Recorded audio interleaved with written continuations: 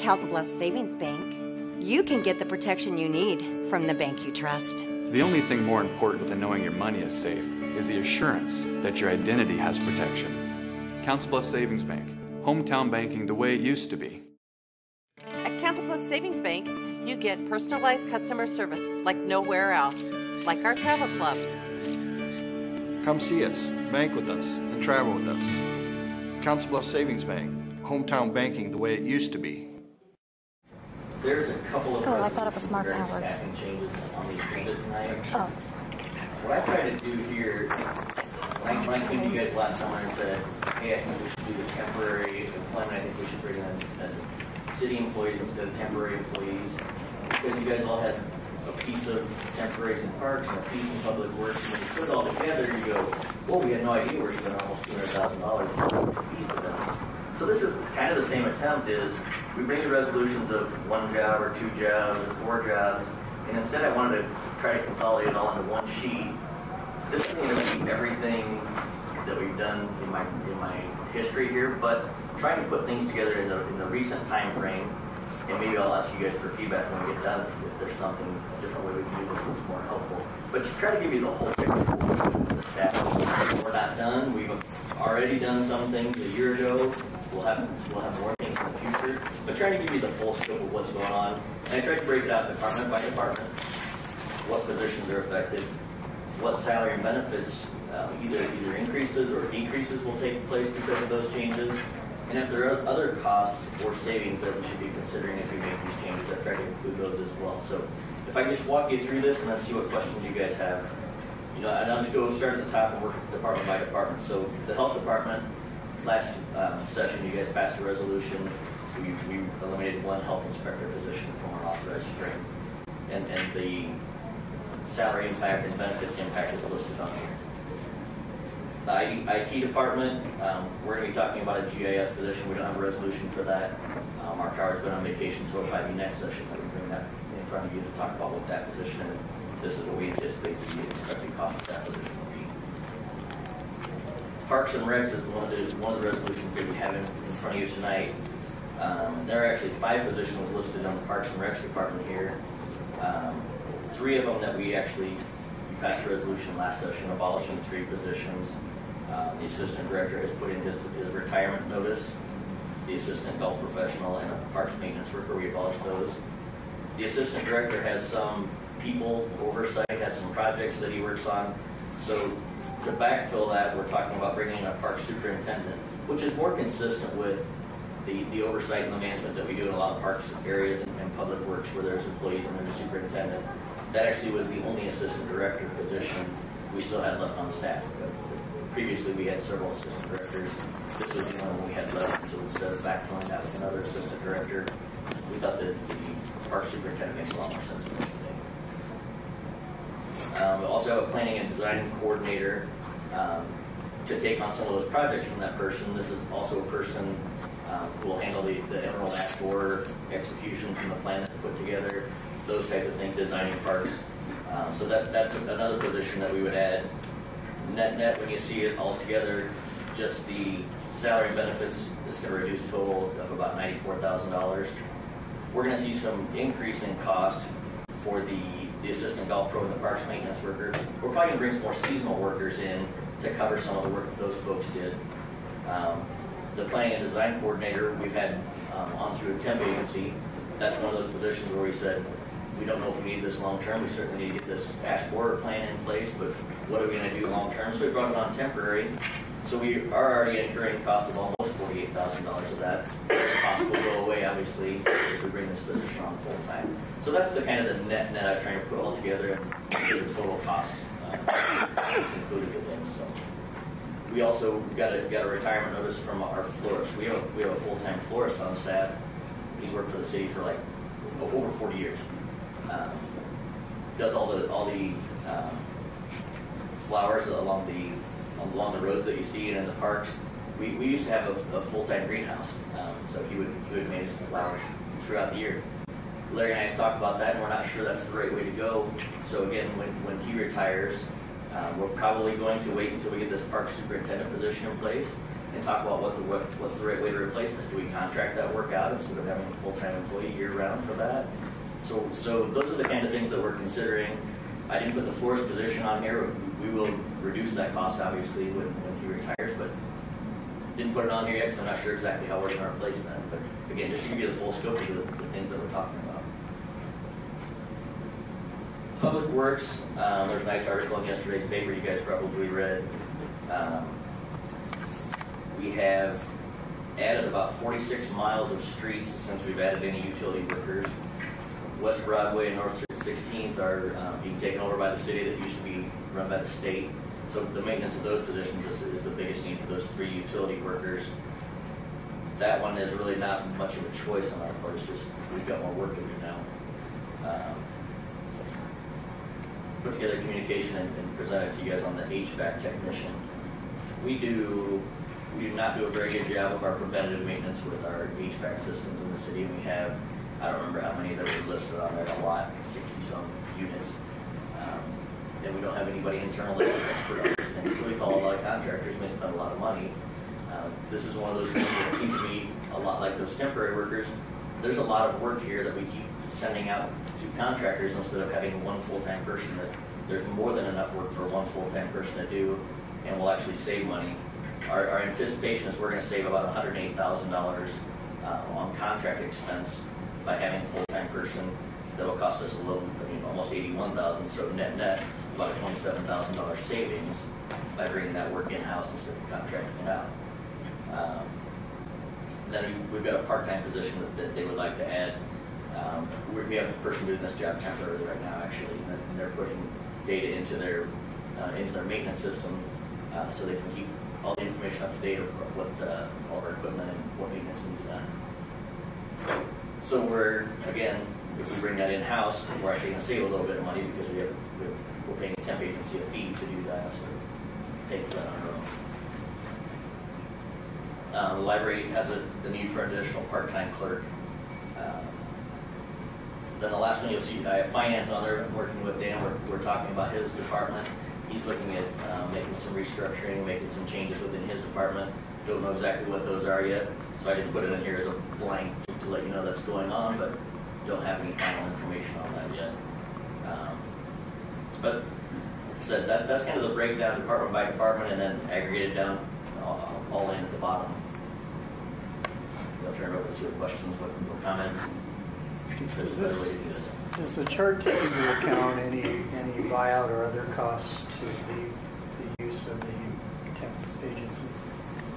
We don't really have a buyout cost. We don't do a temp to hire thing, Nate. I mean, some organizations could, and we probably could do an arrangement like that. We don't have any associated costs with ending. We don't, because we hired the recruiter, so that if people want to come work for us, they apply to work with us. I see. And so we'll make the choice. In most cases, it's going to be we want to bring them on as our employees, unless it truly is a temporary. Someone's going to be gone for 2 weeks, and they need someone to come for 2 weeks. Sure. And it's truly a temporary role. If it's a seasonal position, we're much better off bringing that person on our own. We've got a recruiter on board that can do that now. So. Oh, all right. Thank you.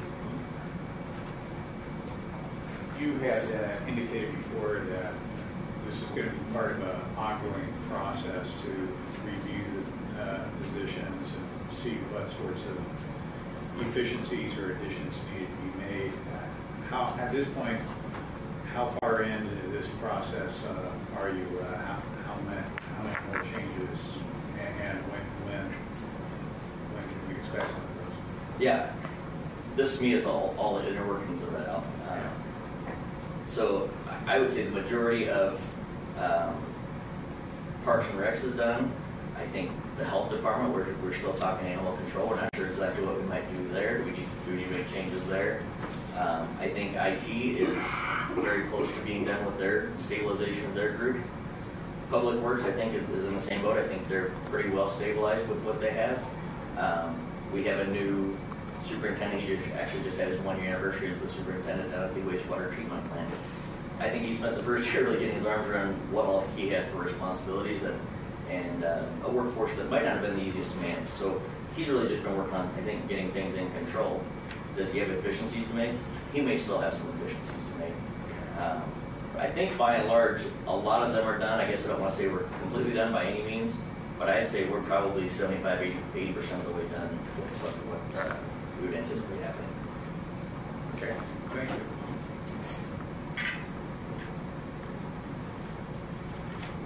Good point. All of these positions that we're talking about, these are actually included in the fiscal year 17 budget too. So they're not additional costs beyond the budget. These are in the budget as is on this topic. So on your form, are we adding together the two columns, 198, 155, and 5275, or is 5275 the net of The 50,275 is the net of the salary and other costs and savings included. So that's all in.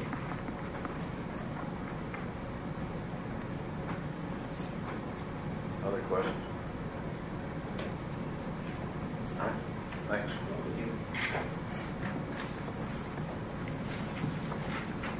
We can review the agenda, and then if Roger has questions, we can jump back. Anything on the consent agenda?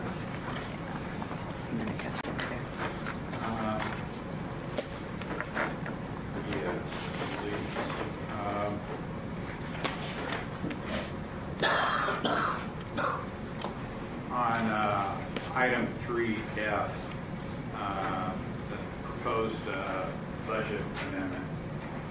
I don't know if it's so much a question as perhaps an observation, and I'll let you chew on that, whether or not we need to include the $25,000 payment on the Woodbury property, since that was not previously provided for in the budget.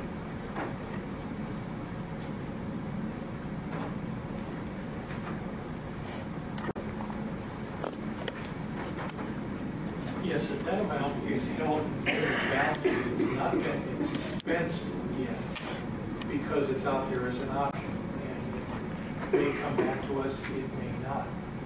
If it goes ahead and the property is purchased, that would then be applied to the expense account that the property is purchased from. In the report of expenses for last month, I noted that $25,000 had actually transferred to the closing company. So you're saying that money is not transferred? It is transferred to the closing company, but it hasn't been put on our books as an expense because it's still an asset to be held. It's just that somebody else is holding it. Being held in trust. But the closing company is a trustee for that because we're still waiting to hear whether we'll go that direction or not. If not, it comes back to us and that other asset goes away. Okay. Very well. Thanks for the clarification.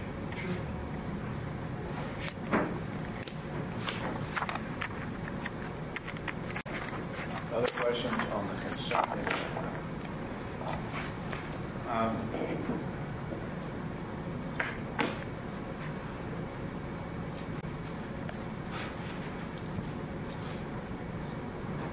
No, I'll defer to a little bit later. Thank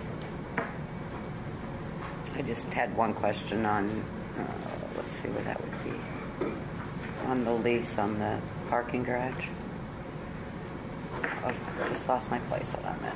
So the part that says, city installing public infrastructure necessary for the construction of the parking garage, disposing Lot 2, Block 7 of River's Edge, replat 1 to developer for $240,296, and then make a second initial lease payment in the amount of $2,240,000. It's the second initial lease payment that confused me, because I didn't see reference to an initial, unless we're saying that the land and the infrastructure is the initial.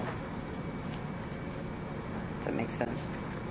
Well, what you have before you actually is two resolutions. One is to clarify that we do set a public hearing for July 11th on consideration of the lease purchase agreement.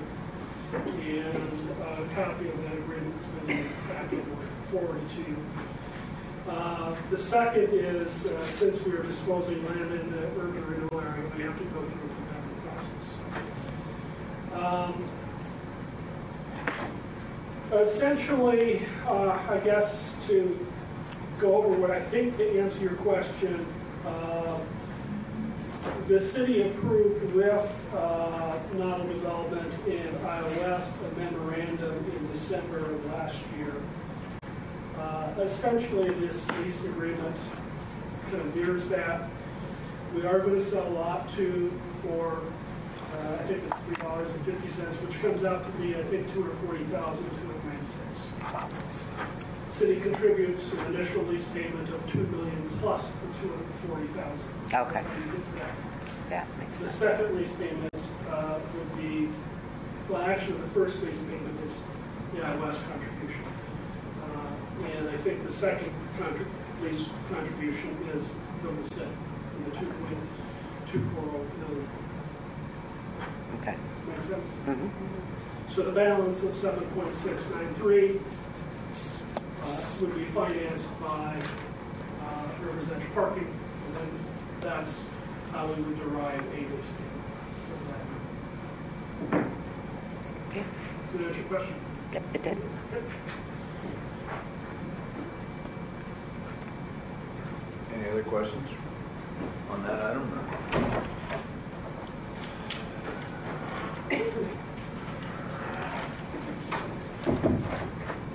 Just started the review the agenda. We're on the consent agenda. If you had questions on anything on the consent agenda. Any other questions on the consent agenda? Anything on the public hearings?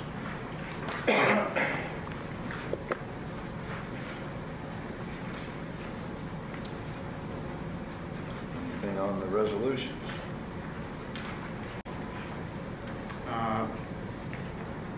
Looking for a little bit of a clarification on item 6A.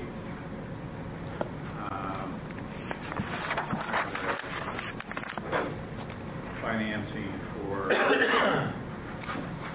phase 2 of River Edge Park project, which is, I believe, the Piazza.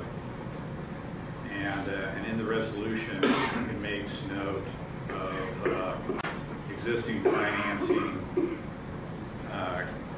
in the capital improvement program plan. And it notes PR 16-06, which is phase 2 of the Playland project, and it also references PR 17-01, which is trail improvements. So are we moving money away from trail improvements to help finance the Piazza project, Playland Park? Not that I'm aware of, but which project, which item are you talking about? 6A. E. 6E, not E as in echo. And the resolution makes reference to existing financing on page 122 of the packet. It makes reference to those 2 line items from the CIP. So that was just my question. One of the line items, as I said, was for Playland Park project phase 2, but the other one, 17-01, was for trail improvements. So I'm just looking for some clarification on that. You can get back to me. Well, I'd have to check the finance because that Dan's leaning forward. Okay. I have finance.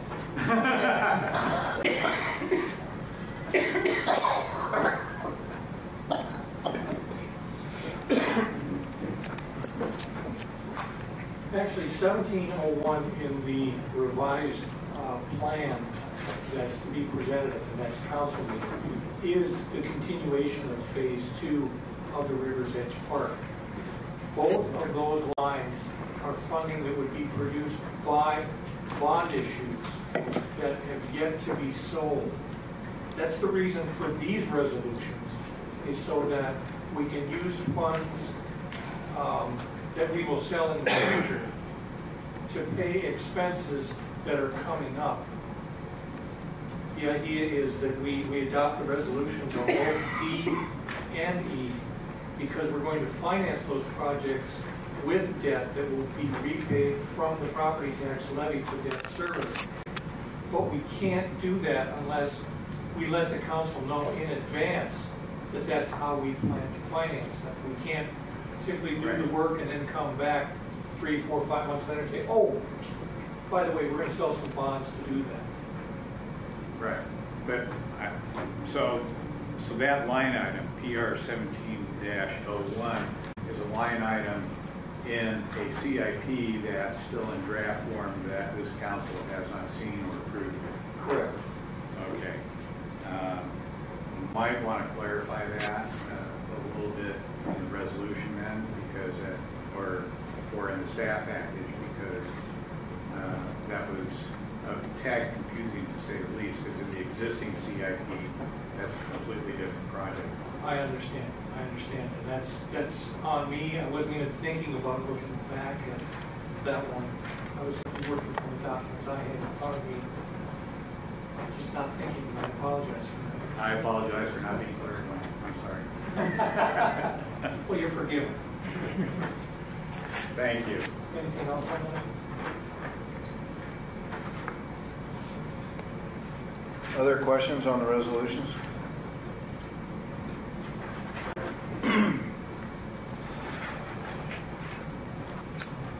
Anything on the applications for cancellation? I had a question on, we can go back to some of them. Yeah.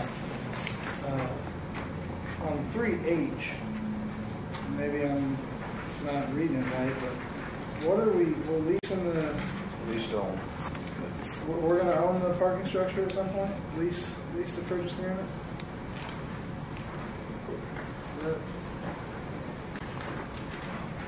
You want to own the parking structure down there? Lease it, I guess? We would be entering a lease to purchase, and lease payments would be over 20 years. And if I read the agreement correctly, I think we could, if we wish to accelerate repayment of that sooner if desired. And Dick, would you confirm with that? That's correct. So that's how it's written. And then lease payments would come from TIP. The lease payments would come from 25% of the increment produced by the Rivers Edge project. And the So other the stuff office in- building, the second office building, the condo tower, apartments, anything in that. The other segment of repayment is city would use 50% of any land sales on the condo block for the lease payments, and 35% on the parcels that are bought. There's 3 parcels, actually there's 2 usable parcels along 40th Street.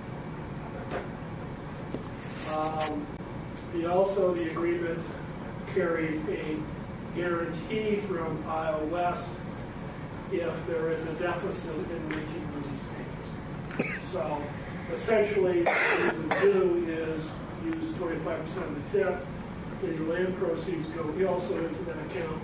If those are insufficient, then there's a guarantee that pays the bank that finances the parking garage. And during the week, parking garage would be used by the office buildings if there's an event sold to the public, so it'd be public parking for Hampton Park.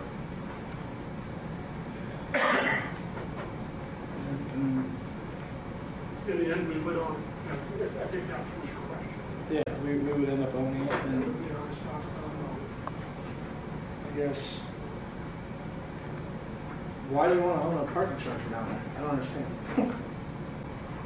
Well, if you're going to have the construction of 2 office buildings and other retail activities, it's going to require public ownership because it's not something that is viable in a private real estate marketplace.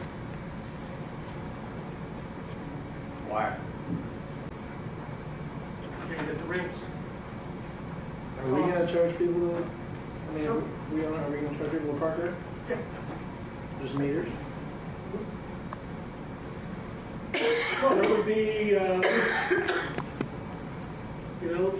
all has to be worked out, but I assume there would be subleases for tenants. And there would be maybe some fee collection on public events.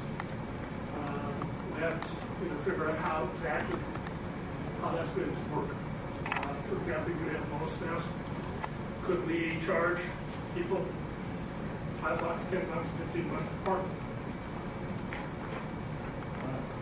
Pretty much like the parking downtown, similar to these. Those are public structures for the most part. Yeah. So would it be like the parking behind the 100 block where you can rent so many spaces for like during the day for these office buildings? Yes. And otherwise they would not be able to use it, or they could just use it without renting it? I mean, I'm just trying to understand. Well, a lot of that depends upon how we structure the operational thing and whether, how that's going to be all, is that key coded? I assume there would be, some sort of gate and passes given through. And if you want to enter it, you're probably going to have to pay. Reference was made to those public structures over in Omaha. Were those also constructed under with a lease agreement in mind, or were those made with public dollars from the outset? You don't really know because I don't work for the city of Omaha, so I don't know how they're constructed. Well, there's some reference made to differences in taxation laws allowing for increased construction costs on an overall Playland Park project. And I didn't think that state taxation laws had changed in the recent past regarding business taxation. So I guess I'm trying to understand how those structures were built and how the market conditions would be different. Well, I think the in Iowa versus citation to property taxes has nothing to do with the parking garage. It has everything to do with the liability of a commercial office building in this community. I think you would have to go back to 1983 with the construction of the Redlands building. Part of the reason, in my professional opinion, is the property taxes on a commercial piece of property is significantly higher. And that's what that reference, if I made one in the staff. Commercial office buildings about 180% after the rollback of what the same commercial office building would be in Omaha. One of the incentives to fill up that office space is to provide affordable parking.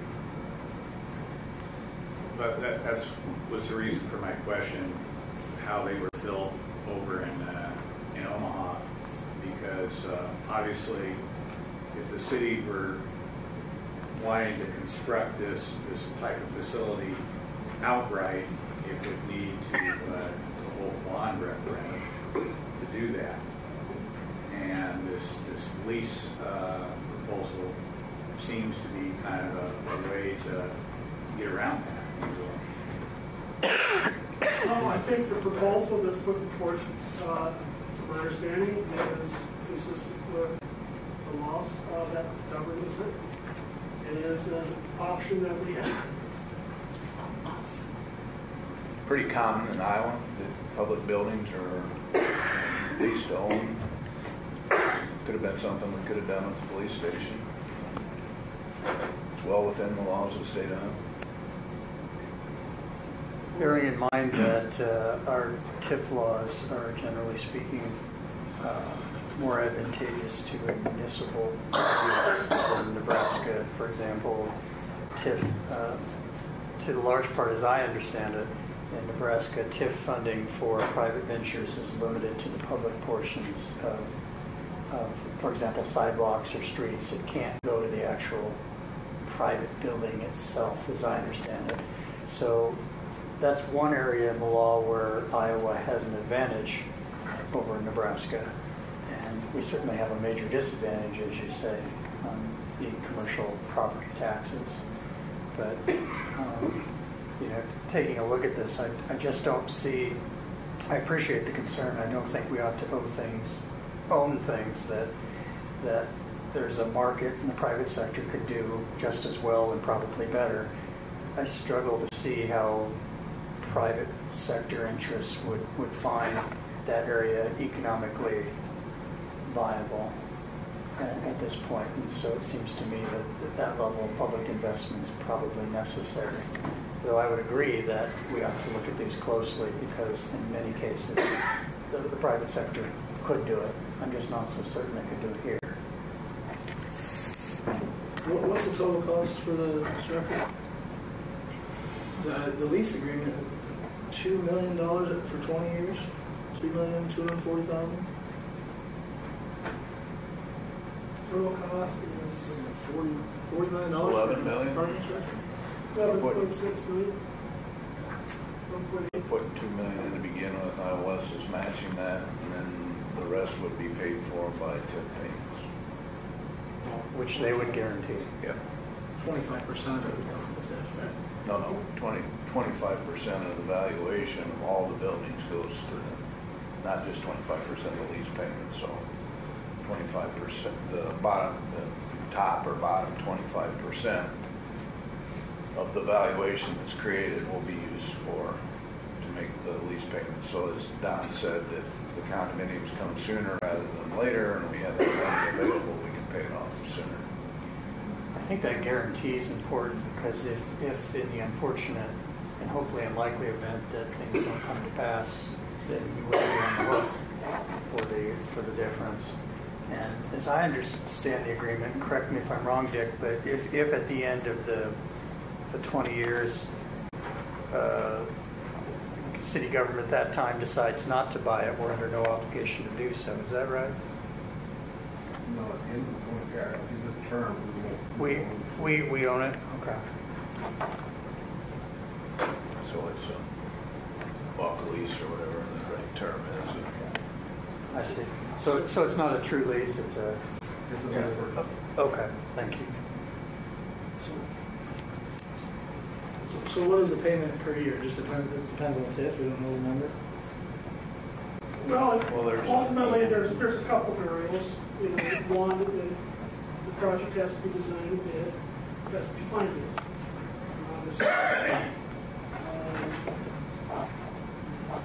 We have some sign-off ability of that, but I think based upon the current cost of the lease payments would be $596,000 for 20 years. Each year. So it's $10 million parking structure? It's 11 something. $11 million. 11.6 estimated. Don't know. I mean, I'd have to ask somebody who knows. Is that a good price for a parking structure? I mean, I feel like that's a lot of money for just a park. I mean, that's a lot of money. Yeah. Well, the people that we're working with build parking structures all over the metro and all over the region, all over the country. I think they know. I was kind of surprised because the rule of thumb I used to use in banking was 6,000 parking space for surface parking, and that number is somewhere in the neighborhood of 11,000 today. And this is somewhere in the neighborhood of 16,000, is that? Per parking space. 725 spaces.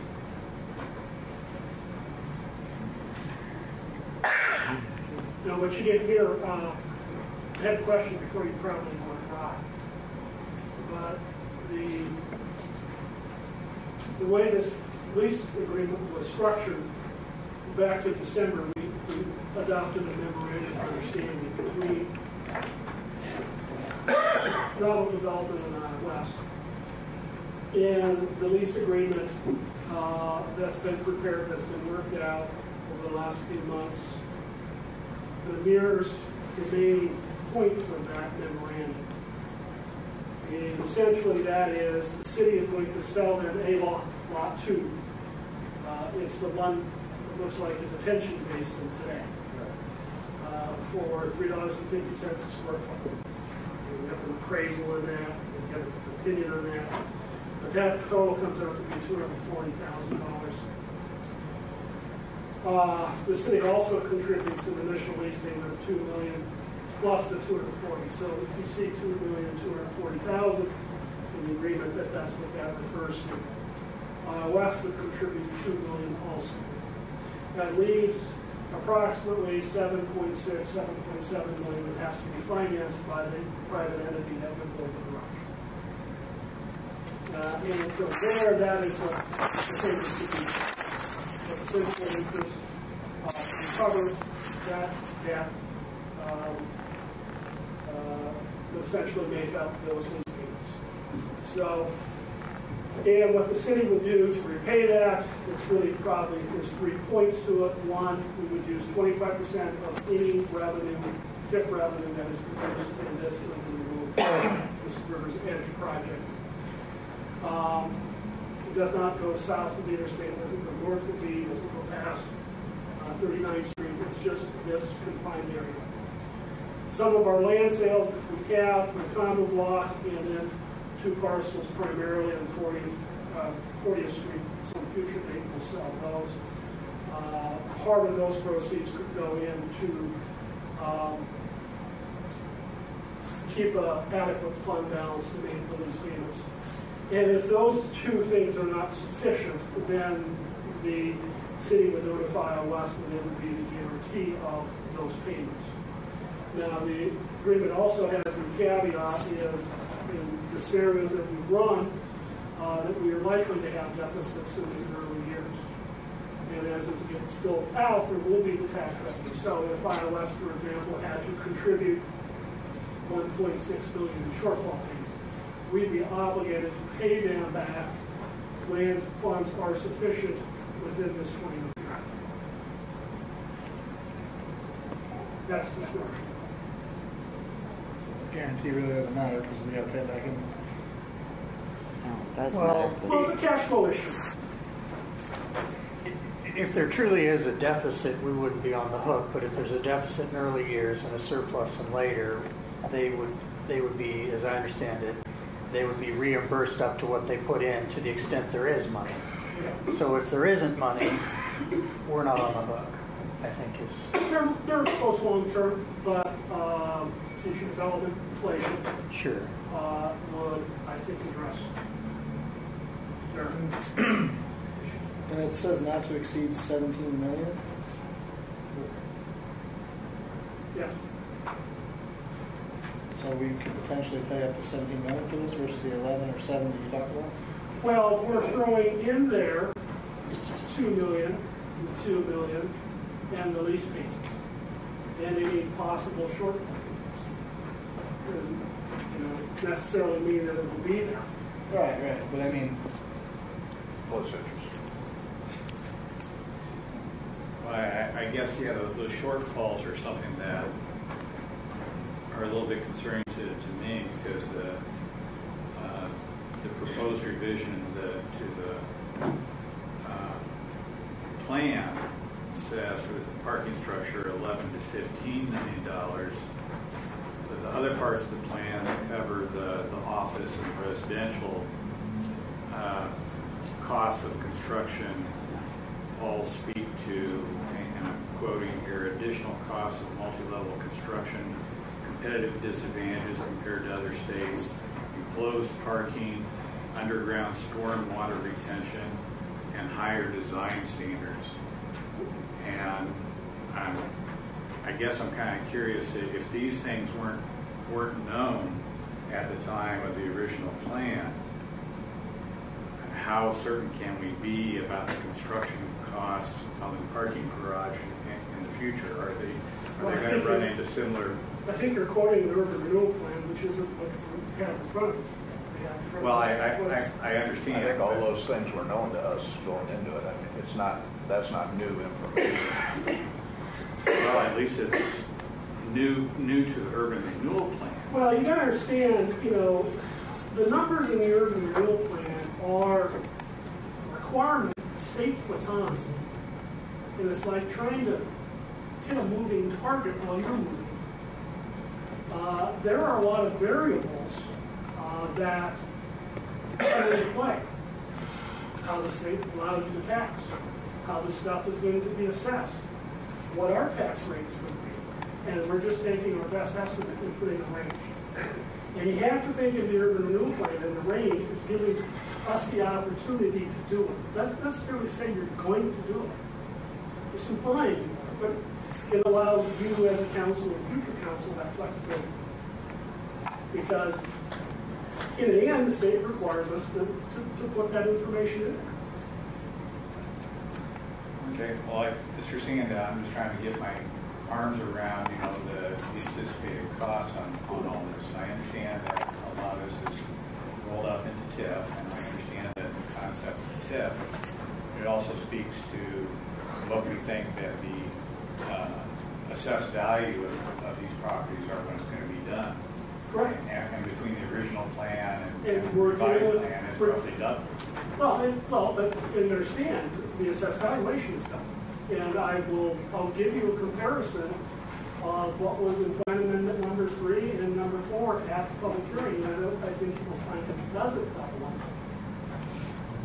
That we are fairly accurate, but we do have, when you have a year and a half ago and you're guessing and estimating what an apartment building is going to be, and when we're going to give you a development agreement that says, no, the property taxes will be $24 million, there's a little bit more certainty that we take out of the situation. So, as we bring forth to you this agreement, agreement on office building 1, the apartment building, we all have memorandums of understanding that were approved last fall. These agreements will be essentially consistent with that, and mirror those. They will all have minimum assessments, and we will have the ability to better gauge an estimate. I would venture to say, is there anybody in this room that could say what an office building is going to be in 20 years? Assessed value? But it's a requirement the state requires us to do. And we're trying to take the best shot we can. That's why I give you ranges and wide ranges. And the original $2,240,000, what is that? $2 million city contribution and land value $240,000. Land sale. Because they're buying the $240,000, the city contribution original, or the $2 million is just the city contribution? Yeah. And IOS is magical. Which really buys down the lease to own. We're going to put in $2 million up front. Could put it on the lease and paid more on the lease, but we're putting it up front, so there's no interest expense. We have the money to do that. So then the amount that will have to be financed is $2 million less. So.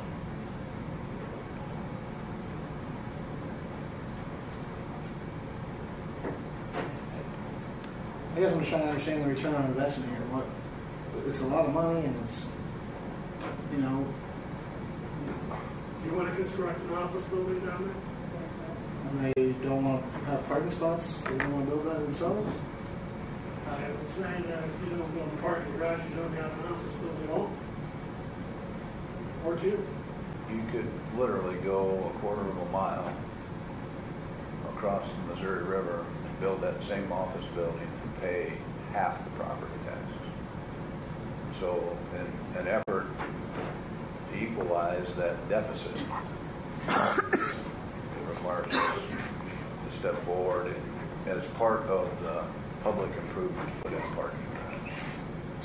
My look, it's kind of like the 100 block. If the city hadn't invested in having parking there, that block would never have done well. I mean, you have to have parking, and there's not always a return on that investment, because certainly we know that the income from the meters and on Vine Street and the leases don't cover the cost that it costs to put it in or to maintain it. So it's just those are the things you do, and when you're trying to develop areas and compete against a metro area so close that has lower tax rates. So. True, they definitely do. They also have a lot of unused office space over there.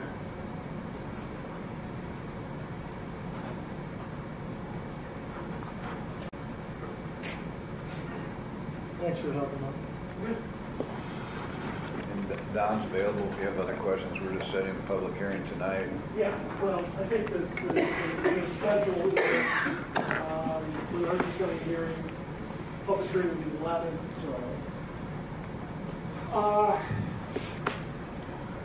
Now that we have an understanding of the parking garage, we can finalize the agreement on the office building, at least the first one. We'll be bringing that forth, hopefully so we can have hearing on the 11th too. There's just a few minor things, but I think it's contingent upon the bringing it forth. I don't know that we're going to have a development agreement in time to consider on the 11th. We'll try on the apartment mixed-use component, which would consume about 3 blocks of this area. But that we will have more information on the final plans and stuff like that for sure. So before the meeting, we certainly can bring in representatives and on to give you some more information on their act on the project. So I think that's been expressed as a need previously, so we'll work on that. Any other questions on anyone on the agenda? If we could return back to item 6, I appreciate it. The budget question involving the non-union pay increases. If I understand the staff write-up, this process of the automatic non-union increases is coming to an end. I understand that correctly.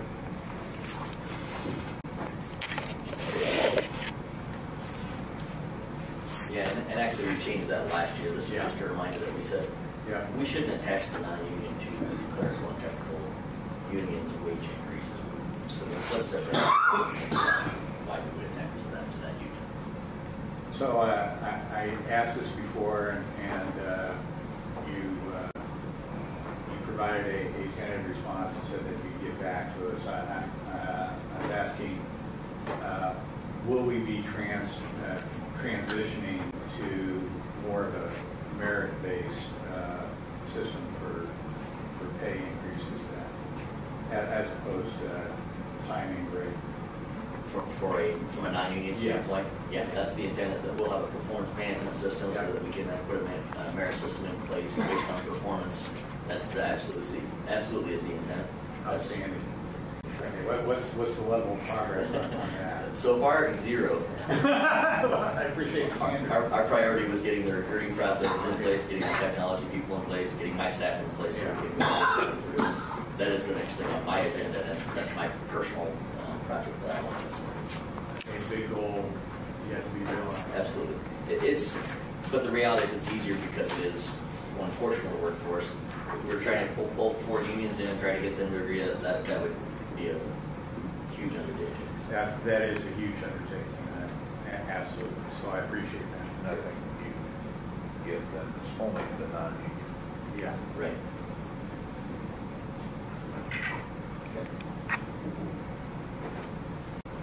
Other questions on the agenda?